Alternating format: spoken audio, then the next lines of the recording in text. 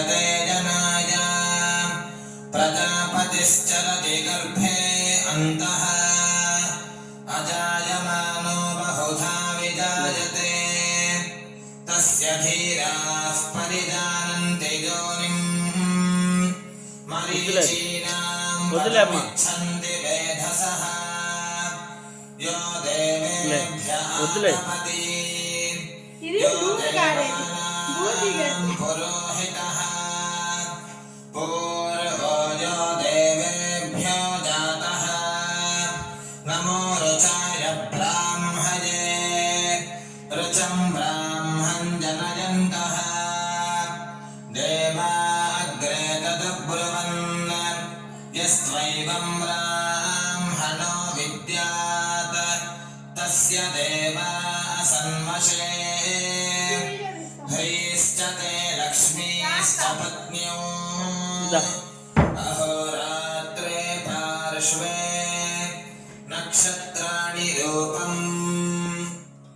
अश्विनौ व्यात्तम् इष्टं मनीषाणा अमुं मनीषाणा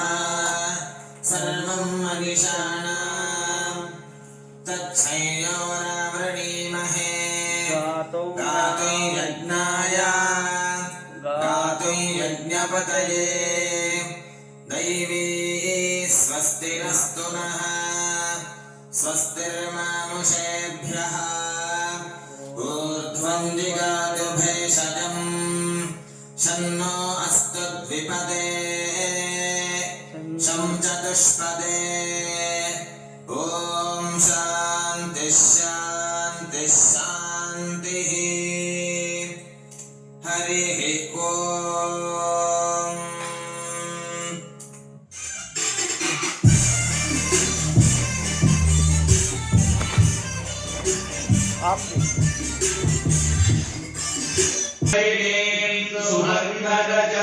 सुवर्णरजतस्रजां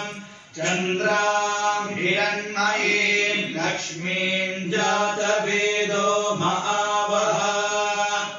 तां महावः जातवेदो लक्ष्मीमनपलागिनीं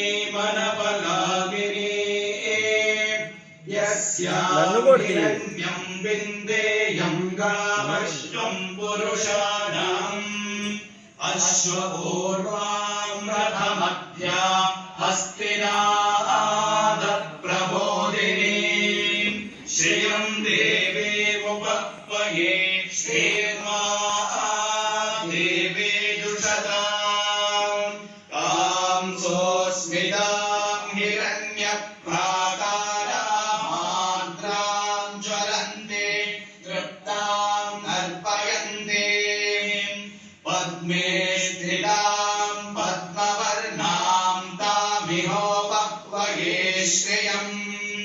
चन्द्रां प्रभासां यशसा ज्वलन्तीं श्रियं लोके देवजुष्टामुदारां तां पद्मिनीं शरणमहं प्रपद्ये अलक्ष्मीर्मे नश्यतां ॐ ऋणे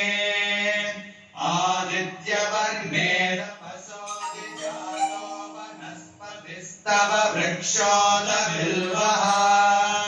तस्य फलानि तपसानुदन्तु मायां गरायाश्च बाह्य अलक्ष्मीः उपैतु मां देवसगः